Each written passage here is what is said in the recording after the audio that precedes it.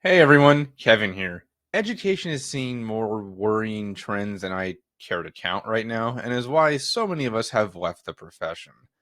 I plan to make a video discussing all of these soon, but I really wanted to laser focus on one of them today because of how important it is. The lowering of teacher education standards and the rise of, quote, fast track credentials.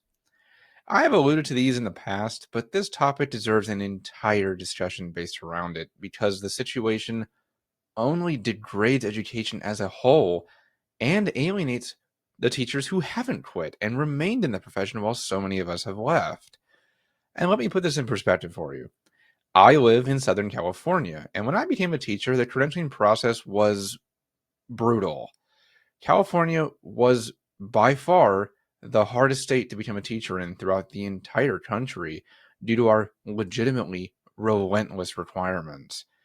Just to be accepted into a credentialing program, I had to not only have a bachelor's degree that met the criteria, but also the CBEST, which was a two-part exam that assessed basic English and math skills, the CSET exam, which was a grueling multi-part test that made you prove that you were subject matter competent, and since I pursued a dual credential in both history and English, I had to take both of those CSET exams. The history one, for instance, required me to show genuine competency in literally all of history, from the dawn of time through the modern day, including California history, along with geography, government, economics, and even psychology. There was hundreds of multiple choice questions and 9 essays spread out over 4 different subtests. Many people were unable to pass this initial barrier.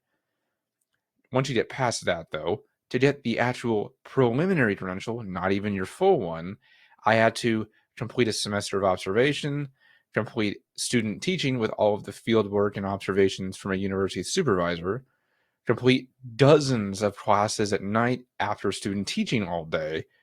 Oh, yeah.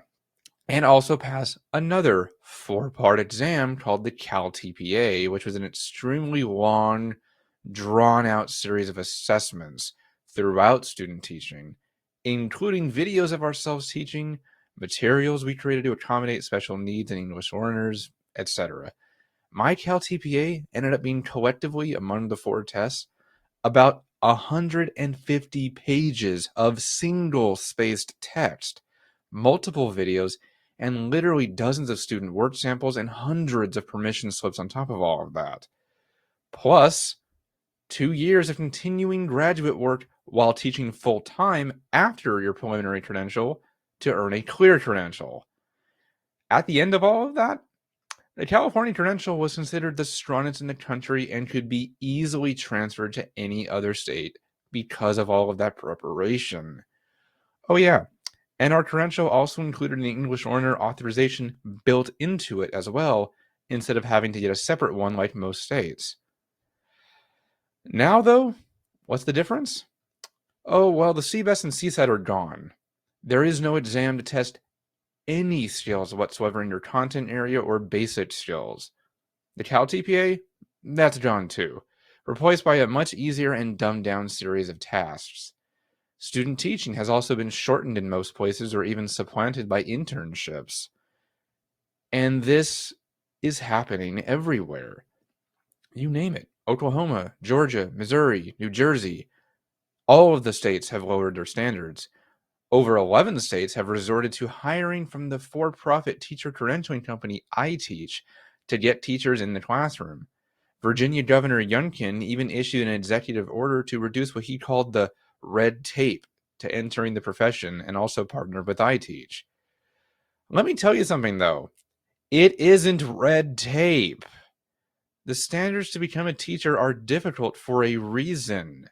Sure, I could get behind doing away with some of the redundant work here and there, but by eliminating the needed barriers to entering teaching, all you are doing is opening a floodgate to allow subpar educators into the classroom who have little training or content knowledge. Plus, lower quality educators means worse outcomes for students, and makes all the teachers who are still there that have to go through all of this feel even less valued than they already are. Heather Pesty, president of the National Council on Teacher Quality, said that for profit online teaching programs are a blunt instrument to address the teacher shortage. And I agree. They don't accurately prepare people to become teachers. And even those of us who went through what I did would argue that we weren't even prepared on some things ourselves.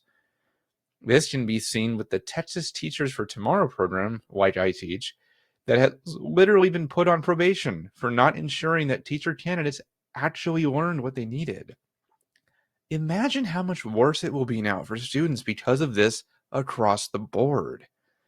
We are already seen as professional babysitters as it is. This will only reinforce that notion. The solution to the teacher retention and recruitment problem is not to lower standards.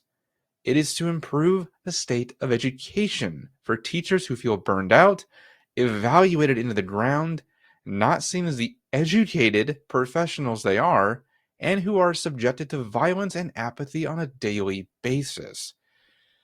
Please stop with the band-aids.